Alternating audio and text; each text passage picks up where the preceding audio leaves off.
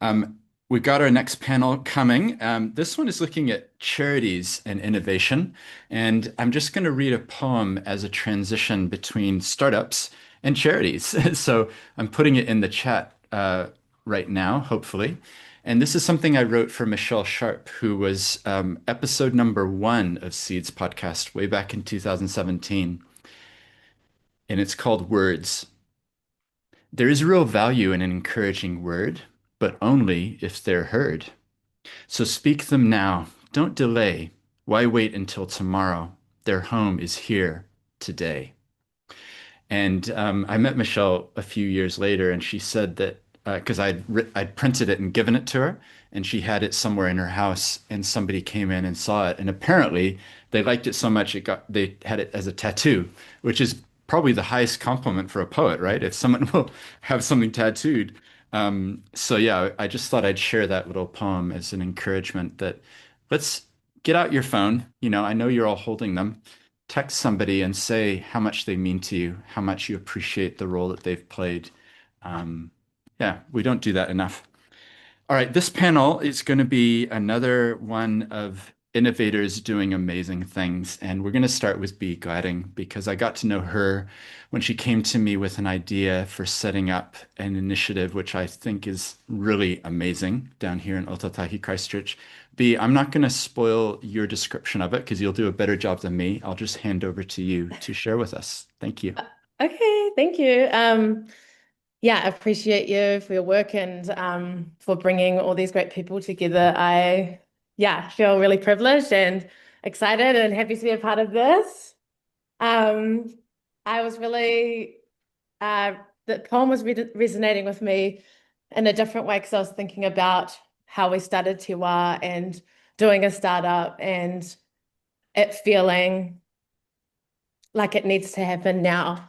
And so anyway, I'll tell you a bit about Te Wā. So we are a space for the development of arts and experimentation with art with a priority of um, tangata whenua, tangata moana, and LGBT peoples. We're Māori governed, and I reckon that's also um, leads to quite a strong kaupapa for us. And yeah, we're only really young and we're a young charity. So we've only been open for a year and a half and we're not super public facing. We are really for artists to create in that in-between space. So we know that there's a lot of galleries. We know that there's theatres. Um, like there are places to perform, but where are artists getting the space to do their in-between work or their before work? And so, yeah, we're that third space. We're somewhere in between a theatre, a marae, and a house, which is really, really cool. And I think that sort of comes from the building up of relationships. That's how we sort of got started. Like our landlord is a very good friend that wanted this space to be used for artists to be able to work in. And so, yeah, I feel like our journey has come from those relationships. And so we still sort of function like that. We are about building. And I sometimes try to avoid the word community because sometimes I wonder what is it? But I think to me, it's all of those little connections and bringing people together through those relationships. So yeah, That's that's wonderful. us. That's so good. And I still remember the day that you came in the door and we were talking about what this might be, what you wanted to do, and it was still kind of a concept, wasn't it? It wasn't like here's what it's going to be, but it was really I remember that conversation like it was a couple years ago. And you held up that book. You did write chapter 1 for this book. So I was the editor, so I got to choose where they went. And the reason I put you first, I maybe not have told you this, but I loved the approach that you were bringing and the fact that you were coming in here as a young person thinking about things like governance, how do we set things up well, how do we involve others in community. So I'd encourage people to read that chapter. There it is, Charities and Young People. So thank you for your contribution there. Was there anything from that chapter that key message that you wanted to get out for people? Um, It's so funny because when you asked us to write something about young people, I had never considered that our charity was about young people, but we are, like Josiah, who runs Te Wā with me, is only 25 and I'm 31, so we are young people making a thing. But I guess my message from that is, um, yeah, it really shouldn't be a barrier that you're a young person, wanting to do something that is maybe seemingly gatekept, or seems like something you would do later on in your life. I think that young people should be encouraged to be part of governance. And I think in Te Ao Māori, it's very common to listen to young people and um, give them positions of power. And um, I also acknowledge that diversity in ages is really important too. So I'm not saying just young people. I just think sometimes there's a barrier there where young people think, I can't start a business. I'm only 21 or 18, or, I can't start a charity. I don't even know what that is, but no one ever knows what that is until they actually get into it. So yeah, my encouragement is for young people to start their thing, do their thing that they want. And we've seen so many people come through with their own little events and programs, really young people into Te Wā. And you'll get some people through Perryfield, I think, Stephen, because I've been whispering you should be a charity in so many young people's ears because they're doing the work. It's just not Mm, official. mm. That's so good. Well, I'm happy to talk to any of them. As you know, I've gotten a commute every day. I'd rather talk to somebody about their amazing work than listen to the radio. So I talk to people all the time. And the other thing people may not know, but the cover art here is by somebody that you connected me with, the photographer. So that's Bree Leonie Ria Lawrence. So she provided this, or I paid her for it as an artist. But that cover image has a link to Te Wā as well, which is really cool. So thank you for joining. It's great to hear.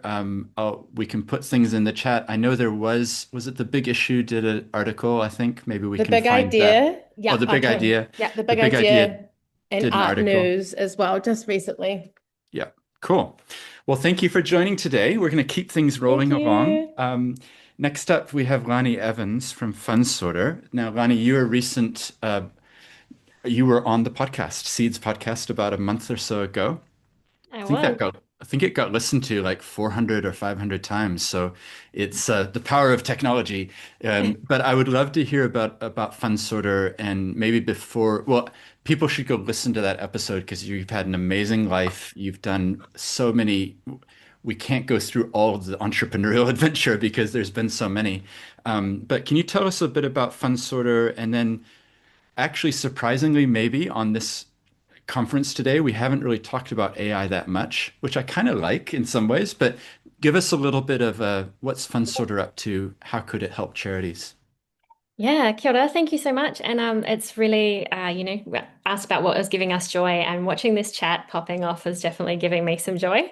So my background's both in philanthropy and in social enterprise and charities, and I'm really passionate about this space. It's a social enterprise, and we have three po to our work. So our goal is to make funding easier, more efficient, and more equitable in Aotearoa. The second is to provide data and insights that help community and philanthropy make better informed decisions. And then the third is to bridge the gap between community organisations and where we are now and the new technology paradigm that we're kind of hurtling towards. Most of our work is in that first po, so trying to help community organisations access funding better. And so we have a really complex funding landscape in Aotearoa. There are a lot of funders. There are about 1,200 in our system, and there are a lot of funding opportunities. There's about 3,000.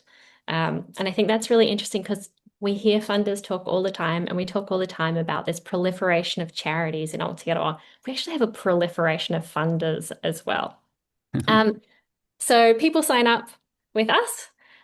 They tell us a bit about their organisation and their kaupapa. They tell us about what they need funding for. And we have a 50-factor algorithm that we use to match their community organisation's needs with the funding opportunities from the database of 3,000 that are most likely to be successful. And if you look at those, the average number people get matched with is about 35. You look through those, And any that you like, you click a button and we'll draft your funding application for you. So the goal is to make this as fast and efficient as possible, because nobody signs up to do this mahi because funding is the thing they want to spend most of their time on. Mm. Uh, yeah, we have been live for about 10 months now. We've got over 1,000 community organisations using our service, and it's really delightful to be able to support people in this way. That's wonderful. Thank you so much. Because I remember even a month and a half ago when we did the interview, it wasn't that number. So it shows it continues to grow. That's awesome. Yeah. Well, I've been sending people your way, so I'm sure that there's a lot of interest from the people online as well, because if we can make things more efficient for charities and allow them to get on with the good work that they do without needing to spend all of that admin processing, finding, then, they're going to get more time to do good work. So, Yeah, absolutely. And what we know is that people are spending 20 to 25% of their time on funding and funding administration. And we had one CEO tell us that they were spending 60% of their time on it. And that's not really where we add the most value, right? Yeah. mm, yeah.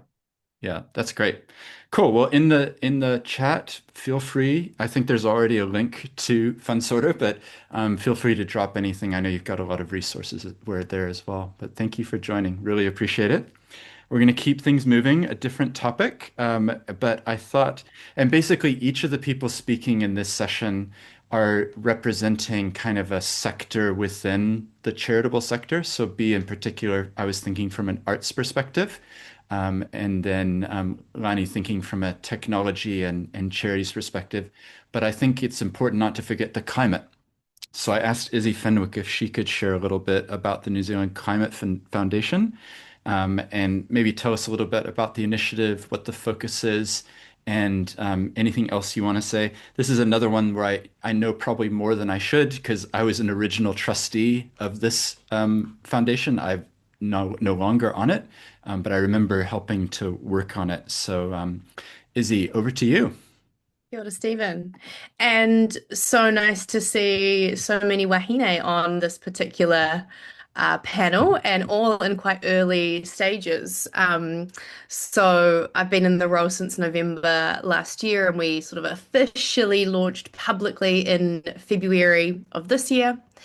Um, we were established really because there's been an increasingly growing gap between the ambition and delivery around Aotearoa's climate response. And it was kind of amazing to me, even at the end of last year, when I was asked about my interest in this role, that how did we get to 2025 without a climate foundation in New Zealand, considering how we kind of present ourselves to the rest of the world. And I think yeah, that was a interesting revelation for me at the time. Thinking about it now, it's really obvious, and even with some of the people on this call, what we haven't lacked in New Zealand is clever, experienced, passionate expertise around climate change, or understanding where New Zealand's emissions reductions are. And so with a widening gap, like what is it that we are missing if we have all of these things in one area? And that's the sort of space that we really want to play in, is identifying and understanding the technically sound solutions, which we know. We know where our emissions are. We know what is contributing to climate change. If we didn't know what was contributing to climate change and I was the CEO of the New Zealand Climate Foundation, I'd be pretty stressed. But we know exactly what those things are, and it's quite nice because it does give the foundation a really tight scope. So we are unapologetically pretty focused on mitigation, which means reducing the emissions profile that we have. We know where those emissions are. They sit in our transport, in our electricity, largely in our agriculture and land use areas, forestry, and also some opportunities within the ETS. So quite a nice scoped remit, which is good because when I originally heard, Climate Foundation, it was like, well, where would that start and stop? Since climate, plays a role in just about everything when you really think about it. Mm. We are a fully independent, philanthropically funded, evidence-led organization. non-partisan. So we want to work across all political parties to create good climate policy. We have a mission to unlock at least 100 million tonnes of emissions reductions in New Zealand, which is a little bit less than the current gap between our current policy projections and what the Climate Change Commission says we should be tracking towards to meet our targets. And importantly, we see our work, not just having massive environmental benefits, but also having pretty significant social and economic ones as well. Decarbonisation, especially in a country like New Zealand, does have pretty profound economic benefits. New Zealanders currently spend $4 million a day at the gas pump. That's like average Kiwis, and that number is before the current fuel cost crisis. So I need to find an update, but even 4 million is pretty astronomical. And what would our economy look like if $4 million a day was staying onshore, not going off to some oil tycoon on the other side of the world? Especially when we have an abundant opportunity for renewable energy here, we really could use that money to do energy in New Zealand. Number of other ways really that decarbonisation and climate action helps the economy from keeping industries competitive as well, and potential export opportunities with long-term high integrity carbon removals, as well as avoiding any potential global climate damages from not meeting our Paris agreements, which is sort of sitting at around about $150 billion. So how we work, we kind of sit in between evidence and activation. So, which is kind of a unique model, really. So I was kind of loving all the chat about startups. That's actually where my background is. Before this, I had a tech startup. So we sit in kind of an innovative space where we use evidence and research to identify objectives and priority areas, but we don't stop there. We then look at what is the most appropriate delivery mechanism for achieving those objectives, and we enable that delivery mechanism to help us achieve our targets.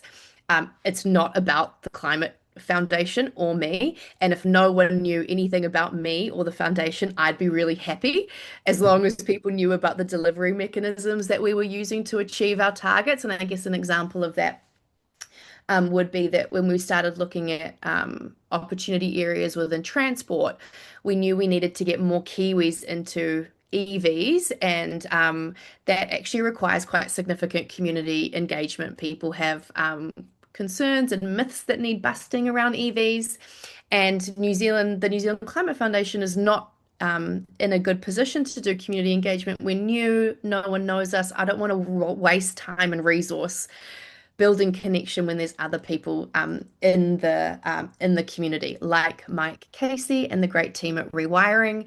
So we said, who's good at community engagement? Mike is. Let's enable Mike to broaden his scope and have great conversations with New Zealanders about EVs. So that's just a little example of our operating model and taking objectives and sort of moving them into delivery mechanisms that are not necessarily us, because it's not about the New Zealand Climate Foundation. It is just about reducing our emissions and mitigating climate change as much as possible. Oh, I love that. Thank you so much. It's really good. I wish more charities had that attitude of actually, I wish we didn't exist. Like you're here because there is a problem, but it would be better if you didn't even know who we were, because the problem is gone. It's funny, as you said the words Mike Casey from Rewiring, I was literally posting it. So we were on the same page, because I know that's an initiative that's been supported, and they're kind of an outworking, because you're not the hands in terms of the doing, but you're there to help facilitate and then to fund someone like Mike who can go out. And that interview is a really good one, by the way. Just click the link and you'll see his face and you'll get a sense of the energy he brings to everything. So yeah, that's awesome. Great. Well, if people want to find out more, let's put in, I think it may already be in the chat, the link, so people can find out and sign up and learn. But thank you so much, Izzy. Really appreciate you being here. Yeah, really loved it. And by the way, when you started, you mentioned the gender balance on the panel. That was it wasn't just this panel. I hope maybe people are looking and realizing that there is good gender balance across the whole event. In Yeah, fact, the 24 people, 14 women, 10 men. And awesome. there was some thinking going on behind the scenes. I've got three girls aged between 14, 16, 18. So yeah, whenever I can, I'm trying to think, how can we shift the dial a bit here? Um, we're going to switch from climate into thinking about mental health. Now, the next speaker is Jay Geldard, who I've actually known probably the longest of anybody on this call, of anyone who's a speaker, in the sense of we were in high school together, but he's a little bit younger than me. So when I knew him then, he was like that much shorter. Now he's about this much taller than me, which if you know me, it actually means he's a very tall guy. He helped with his wife Nikki to found Etu Tangata. And Jay, every time I hear you speak about Etu Tangata, you know, you're going to make me cry, I know, but what is Etu Tanga? What are some of the key values and why do we need something like this? Thank you. Thanks for having me here today, Stephen. So yeah, Air to Tangata is around tackling tall poppy syndrome in New Zealand, which when I say that out loud, it's actually pretty audacious. And we have like what we call a big, hairy, audacious goal. So our BHAG is to eliminate tall poppy syndrome within a generation, which again is like makes my hair stand on end. So this journey began for us in 2018 when we took our kids to the UK and people asked us, what do you guys do in New Zealand? And we're like, we do youth work. At the time, I worked for an organisation called 24/7 Youth Work. And then people said to us, you must have the easiest job in the world in New Zealand. And then I just was surprised by that. I'm like, actually, don't you know we've got the highest teen suicide in the world? 1 of 4 young people highly fatigued, depressed, anxious. And as I shared that, probably an unhealthy flex, people just looked at me and said, hang on, that doesn't add up. You're on the other side of the world. No one's even 3 hours flight from you. You're not dealing with Brexit or Trump when he first got in, or you don't. At the time, Germany had 1 million refugees across the border. And so, why is there such a problem in New Zealand? And I had to think about that for 3 months. And so that led to a lot of pondering, a lot of those questions about emotions, anger, sadness, embarrassed. And I remember talking to my wife about it and going, what we need or we don't need is another program. So I said to Nikki, if we think about a tree and you've got like the branches of the tree have depression, self-harm, suicide, we actually need to address the root of the tree to get the tree looking healthy. And so I said to Nikki, we need to actually take on this culture called tall poppy culture, where we cut others down to make ourselves feel taller. Now I'm 6'8". You cutting me down on the knee does not make you any taller. You haven't grown or learned. But in New Zealand, we have a culture where we cut others down to do that. And so we've been on this journey to address the culture of New Zealand and actually reframe it. And so we developed a framework, which we've launched into schools. And we've probably been surprised how fast it's picked up. Like I feel like we're drinking by fire hydrant. Like these 8 words, the strands, which are you have value. Because if you value yourself, there's no need to cut someone else down. We succeed together and others matter. Those 8 words, those 3 strands have just been implemented in the schools, and schools are seeing attendance go from 40% to 90%. We're seeing school achievements increasing. And what's blown me away is just because telling someone that they have work actually is what we need to be doing more as a nation. We are so busy humbling people, say that we forget to monarchy people and they get to lift them up. And so that's been a crazy journey for us. Just final thought for me is that what we didn't expect was that for start going to businesses. So and where we live, Steve and I live, the schools are all doing it, the high school's doing it, and then Pack and Save said, well, we want to be part of this. So if you come to our local Pack and Save now, the aisle of value has changed to aisle of you have value. And they've got the strand throughout the store. And on next week, we're off to Levin to train 16 schools, council and iwi, all at once around the framework and the language. So they have something as a community to hold on together with, because yeah, there's a lot of problems out there. And I feel like we need to just manaki each other more than I thought mana munching, where we just like hurt each other. So yeah, we're a bit overhead, but we're seeing a lot of green pastures now, and it's exciting to be part of it. I love that. Thank you so much. And Etu Tangata, standing up together, right? That's Yeah, the idea yeah, that we need to lift each other up. And maybe right. this has been a theme through the conferences. Get out your phone and send a text to somebody to encourage them. So if you've got a phone, why don't you get your phone and send them a note? Because it doesn't have to be much, does it, Jay? It's just Yeah. a simple, you're doing great.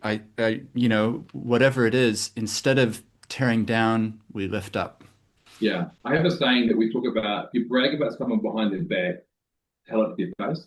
We're so good at telling people, oh, I'm really proud of my brother or sister, but we feel like by telling their face, they'll get a big head. They actually won't. I know we're allergic to arrogance, but actually we need to be better at compliments and as I said, speaking well of each other to each other's faces. So yeah, that's what we're saying. Mm. And maybe do you think receiving compliments as well? Like, Oh, we're bad at it. We survey yeah. teenagers, and the teenagers would rather be called a dick than given a compliment. And we listen to that and go, "Oh, that's so bad. Like, that's horrendous." But then, how good are we at receiving compliments?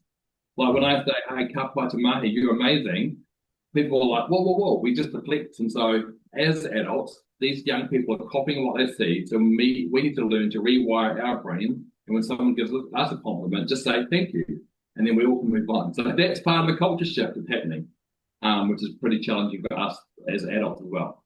Mm. Well, I love that. And maybe this is an encouragement for everybody listening. Maybe the 300 whatever of us online at the moment and watching later, get your phone out. Next time you're on social media, mindlessly surfing, why don't you use the chance to text somebody and give them an encouraging word? It actually fits with that poem I read before this session. I didn't intend that, but yeah, it kind of matches. So, Jade, if people want to find out more, you've got a website, they can go and learn. I know you're talking in schools and getting it out there. So keep up the good work. Thanks, Tim. All right. The last speaker in this panel is Annemarie Mora, and I'm really grateful that she's joining us here. So we literally work together all the time. She's in my team, the impact team here at Parry Field Lawyers. And just asked her to just reflect from a legal perspective, what might the role of purpose be for a legal entity in making sure that you're getting that right? So Annemarie, over to you. Thank you, Stephen. And I might just add that Stephen really cultivates a team where gratitude is a big deal and where people do encourage each other. So there you go. We're living it. Purpose is really the beating heart of charities. So before you do anything else, you have an idea about what it is that you're wanting to change and to achieve, and that's your purpose, and that's the engine. So when, for example, an organization is making decisions, what should we spend our money on? That should always be made through the lens of, well, how is this expenditure going to deliver on our purposes? So that it really has to be front and center of everything that you're doing as a charity. And, keeping that in your mind at all times and being aware that that's actually a really critical part of your charitable rules. So, yeah, it's a very big part of what you should be doing as a charity. Mm. And in a way, when you're talking about the rules, in an earlier session, we were talking about the foundation of a charity, and you can't build the house if your foundation is wonky. That's really what you're talking about, isn't it? Getting the rules right so that you can then have good governance to then know where you're headed and what you're doing. Yeah, absolutely. And good governance is, another really critical part of being a successful charity. And there have been some really amazing themes and words that people have mentioned, and we've heard them echoing through the session today. And I saw someone posting a comment earlier around the media and making the point that we don't tend to hear the good stories and the amazing mahi that charities do in the media, but we sure as anything hear when they do something wrong. So we've got to make sure that the good stories are getting out there And when people hear the good stories, they are so much more inclined to be supportive and to get involved and to fund. And as well as that, we need to empower those people who are governing, so our trustees and those leading charities, to really be positive, to shift the paradigm, to try new things, and to be courageous. But all of that still needs to come back to being in service of the purposes of the organisation. It's so good. In the chat, let's put some links to some of the resources that we've got. I know that there's a charities health check and different things that people can cook and find out more. So, Annemarie, thank you for joining. And I'm going to have you on Seeds podcast sometime because I'm really fascinated by your journey. You had a career in publicity and comms, and then you decided to go back and study law and then joined my team. And I just admire what you're doing, and the role you're playing in our team is really valuable. So thank you. I'd say one more thing before I go. Sorry Yeah. I don't want to interfere with the next sessions, but we've got to change the way we think of ourselves in terms of charities as well. So focusing less on what we don't have and focusing more on what we do have and telling those really good stories, making sure that we're upskilling people. And it was so great to hear from Bea around involving young people because it's critical. They are the future, and they know how to do things. They know what is going to resonate with other young people. So, yeah, amazing panel. Thank you. I love that. Thank you for closing it off. And that's sort of that positive framing rather than a deficit mindset, a growth mindset. What can we do? So thank you. Well, let's give them all a round of applause. That was a great panel. It really, it comes back to this book, Changing Paradigms for Charity and Business, which is a download. And some of the people who've spoken have written chapters here, and you're welcome to have a look at that. We need to do things differently. We need to think about problems in new ways, and that's what this conference is all about.